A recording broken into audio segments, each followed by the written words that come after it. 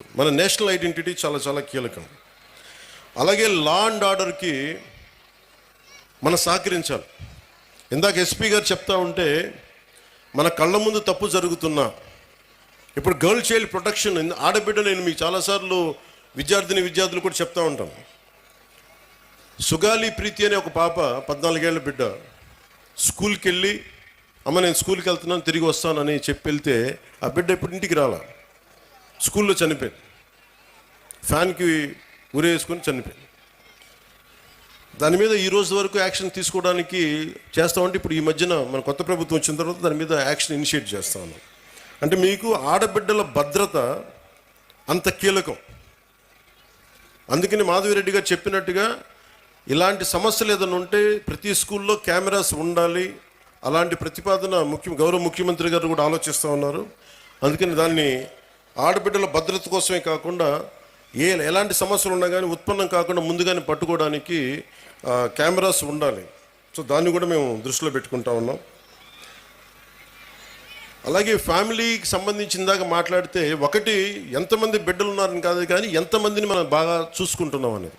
తల్లిదండ్రులు ముఖ్యంగా మీ బిడ్డలు ఏం చేస్తున్నారు, సరిగ్గా ఉంటున్నారా లేదా.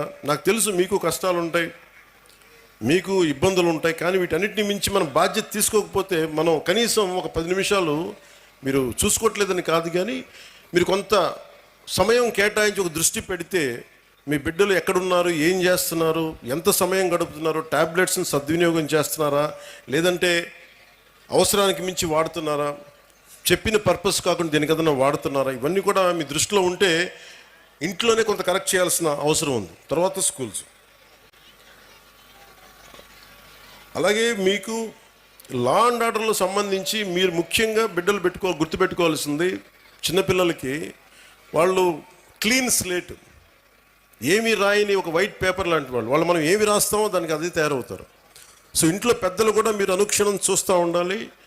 మీరు కేవలం మన వరకే ఆలోచిస్తే, మన కులం మన ప్రాంతం ఇక్కడి దాకా ఆలోచిస్తే పిల్లలు కూడా అదే స్థాయిలో ఉంటారు.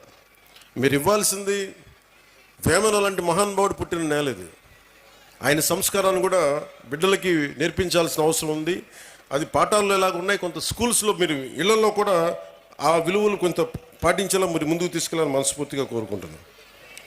అలాగే ఎడ్యుకేషన్కి సంబంధించి ఏమీ నేర్చుకోవడంతో పాటు, చదువుతో పాటు ఇది భవిష్యత్తు, మీ ఎడ్యుకేషన్కి, మీ భవిష్యత్తుకి, మీ ఉపాధికి ఉపయోగపడేదే కాకుండా స్కూల్ అనేది ఏంటంటే మనం నిరంతరం చదువుకోవడానికి, ఎప్పటికీ నిరంతర విద్యార్థిలాగా ఉండాలంటే ఈ స్కూల్లో నేర్చుకునే ఈ పాఠాలే భవిష్యత్తులో మనకి ఇదవుతాయి. అందుకే మీరు దాన్ని కూడా దృష్టిలో పెట్టుకోవాలని కోరుకుంటా ఉన్నాను. అలాగే గవర్నమెంట్ స్కూల్స్ చాలా బలపడాలని కోరుకునేవాడిని నేను ప్రత్యేకించి. సోషలిస్ట్ తరిమెల నాగిరెడ్డి గారితో ఆయన పుస్తకాలు చదివి ప్రభావితమైన వ్యక్తిని. తాకట్లో భారతదేశం అని ఆయన రాసిన పుస్తకం ఎప్పుడు నా లైబ్రరీలో ఉంటుంది. అలాంటి వ్యక్తులు, మహానుభావులు చెప్పింది, గాంధీ గారి దగ్గర నుంచి ప్రతి ఒక్కరు చెప్పింది సోషల్లీ రెస్పాన్సిబుల్ బిజినెస్ అని. కానీ మన స్కూల్స్ ఇవి ముఖ్యంగా గవర్నమెంట్ స్కూల్స్లో మనకు ఆ పాసిబిలిటీ ఉంది. మొన్న ఈ మధ్య నేను పిఠాపురం కూడా చాలామందిని పంపించాను, మా అధికారి యంత్రాంగాన్ని, మా పేషీలు కూడా ముఖ్యులను పంపించాను. గవర్నమెంట్ స్కూల్స్ని కార్పొరేట్ స్కూల్స్తో సమానంగా ఫెసిలిటీస్ కావాలి అంటే మీకు ఎక్స్ట్రా డబ్బులు అవసరం లేదు. మీకు కేంద్ర ప్రభుత్వం నుంచి చాలా నిధులు ఉన్నాయి, మీకు చాలా స్కీమ్స్ ఉన్నాయి. వాటిని సరిగ్గా సద్వినియోగం చేసుకుంటే మటుకు కార్పొరేట్ స్కూల్స్తో ధీటుగా మనం గవర్నమెంట్ స్కూల్స్ని తీసుకెళ్ళచ్చు.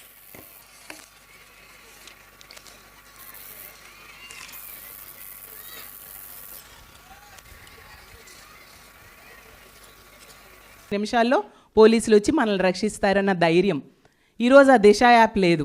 ఈ ప్రభుత్వం అధికారంలోకి వచ్చిన వెంటనే దిశ యాప్ని నిర్వీర్యం చేసింది. దిశ పోలీస్ స్టేషన్స్ లేవు, సరిగ్గా పనిచేయట్లేదు. అలాగే ఆ దిశ యాక్ట్, దిశ చట్టాన్ని ఆ రోజు జగన్మోహన్ రెడ్డి గారు ఇక్కడ అసెంబ్లీలో చట్టం చేసి కేంద్రం దగ్గరికి పంపించారు.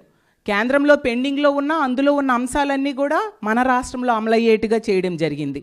మహిళల వైపు కన్నెత్తి చూడాలంటేనా భయపడే పరిస్థితులు ఆ రోజు ఉండేది. ఈరోజు చూస్తే మహిళల భద్రత గాల్లో దీపంలో ఉండే పరిస్థితి ఈ కూటమి ప్రభుత్వం అధికారంలోకి వచ్చాక మనం చూస్తూ ఉన్నాం. గతంలో అయితే మన మహిళలకి 50% రిజర్వేషన్స్ రాజకీయ పదవుల్లో, అలాగే నామినేటెడ్ వర్క్స్లో అన్నింట్లో కూడా 50% రిజర్వేషన్స్ జగన్మోహన్ రెడ్డి గారు ఇచ్చిన పరిస్థితి మనందరము చూసాం. అసలు ఎంతోమంది మహిళలు పదవుల్లో కూర్చునేవారు. జెంట్స్ అయితే అనుకునేవారు, అయ్యో జగనన్న ప్రభుత్వంలో మేము మహిళగా ఎందుకు పుట్టలేదా అనేసి. అంత చక్కగా మహిళలకి ఇంపార్టెన్స్ ఇచ్చారు. ఏ పథకం ప్రవేశపెట్టినా, అమ్మఒడి అవ్వచ్చు, చేయూత అవ్వచ్చు, ఆసరా అవ్వచ్చు, అలాగే ఇల్లు ఇవ్వచ్చు, 32 లక్షల ఇళ్ల పట్టాలు ఇచ్చారు, 22 లక్షల ఇల్లు కట్టించారు. అన్నీ కూడా మహిళల పేరుతో ఆ రోజు జగనన్న ఇవ్వడం జరిగింది. అలాగే మంత్రి పదవులు అవ్వచ్చు, ప్రతి దగ్గర కూడా మా శాసన మండలిలో అయితే వైస్ చైర్మన్గా ఒక మైనారిటీ మహిళకి ఇవ్వడం జరిగింది. అలాగే మనం చూస్తే మంత్రులుగా 4 మహిళలకి మంత్రులుగా అవకాశం ఇచ్చారు. డిప్యూటీ సీఎం పదవి ఇవ్వడం జరిగింది. ఇలా అన్ని రకాలుగా మహిళలకి ఎంతగానో అవకాశాలు ఇచ్చి ప్రోత్సహించారు జగనన్న. మన ఆడవాళ్ళు, మహిళలు సంపాదన కోసం, తమ ఖర్చుల కోసం భర్త మీదో, తండ్రి మీదో, అలాగే కొడుకు మీదో ఆధారపడకూడదు అని చెప్పి ఎంతగానో వాళ్ళకి ఆర్థికంగా చేయూతనిచ్చారు ఆ రోజుల్లో. ఈరోజు తీసుకుంటే ఎన్నో పథకాలు పెడతాం, జగనన్న కంటే 10 రెట్లు ఎక్కువ ఇస్తామని చెప్పారు. జగనన్న ఎన్నికల సమయంలో ఎంతగానో మొత్తుకున్నా కూడా వినకుండా నమ్మి, కూటమిలో ఉన్న వాళ్ళు చెప్పే మాయ మాటలు నమ్మి ఓట్లు వేయడంతో ఈరోజు కూటమి అధికారంలోకి వచ్చి ఎంత దారుణంగా మోసం చేసిందో చూసాం. ఒక బడ్జెట్ అయిపోయింది, రెండో బడ్జెట్ అయిపోయింది, చాలా దారుణంగా మోసం చేశారు.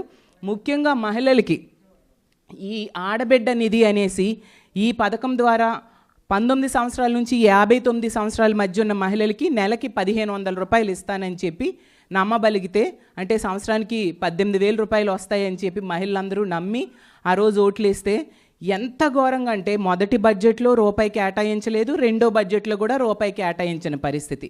మొన్న బడ్జెట్ సమావేశాల్లో అయితే హోమ్ మినిస్టర్ అనిత గారు రూపాయి కేటాయించలేదని ప్రతిపక్షంలో ఉన్న మేమందరము చెప్తే, మీరు బడ్జెట్ పుస్తకం సరిగ్గా చదువుకొని రండి అని చెప్పారు. ఆవిడ ఈనాడు పేపర్ చూసి కేటాయించామని చెప్పేశారు అనమాట. చూసే రూపాయి కేటాయించలేదు. ఈ రెండో బడ్జెట్లో కూడా రూపాయి కేటాయించిన పరిస్థితి. ఎంత దారుణంగా ఈ ఆడబిడ్డ నిధి అని చెప్పి మహిళలకి మోసం చేశారు. అప్పుడు చక్కగా చేయూత వచ్చేది జగనన్న ప్రభుత్వంలో. ఎంతమంది చక్కగా చిన్న చిన్న సెల్ఫ్ ఎంప్లాయ్మెంట్ ద్వారా వాళ్ళందరూ లబ్ధి పొందారు, ఉపాధి పొందారు, మనం అందరము చూసాము. అలాగే ఫ్రీ బస్ అయితే మనం చూసాం, యాడ్స్లో ఓదరగొట్టేశారు. ఏ పుణ్యక్షేత్రంకి వెళ్ళాలన్నా తిరుపతి, శ్రీశైలం, విజయవాడ, అన్నవరం, ఇలా శ్రీకాళహస్తి, కాణిపాకం ఎక్కడికి వెళ్ళాలన్నా మీరెవరూ అప్పుడే వెళ్ళకండి, కూటమి ప్రభుత్వం అధికారంలోకి వస్తుంది, ఫ్రీ బస్ ఇస్తారు, దాని మీద వెళ్దాము అని చెప్పి యాడ్స్లో ఓదరగొట్టేశారు. ఈరోజు చూస్తే మొన్ననే కౌన్సిల్లో ఆ మినిస్టర్ గారు చెప్తున్నారు, ఆ ఫ్రీ బస్ అంట కేవలం జిల్లాలకే పరిమితం అంట, రెండో బడ్జెట్లో కూడా దానికి నిధులు కేటాయించలేదు. అంటే ఇంచుమించు 2 సంవత్సరాల వరకు అది లేదు, తర్వాత కూడా ఇస్తారో లేదో తెలీదు. వీళ్ళు ఎక్కడ కాపీ కొట్టారు? పక్క రాష్ట్రాలు కర్ణాటక, తెలంగాణలో ఆ ప్రభుత్వాలు అమలు చేస్తున్నాయని చూసి కాపీ కొట్టి మహిళలకి ఈరోజు మోసం చేశారు. ఆ రాష్ట్రాల్లో వాళ్ళ గవర్నమెంట్ వచ్చిన నెల రోజులు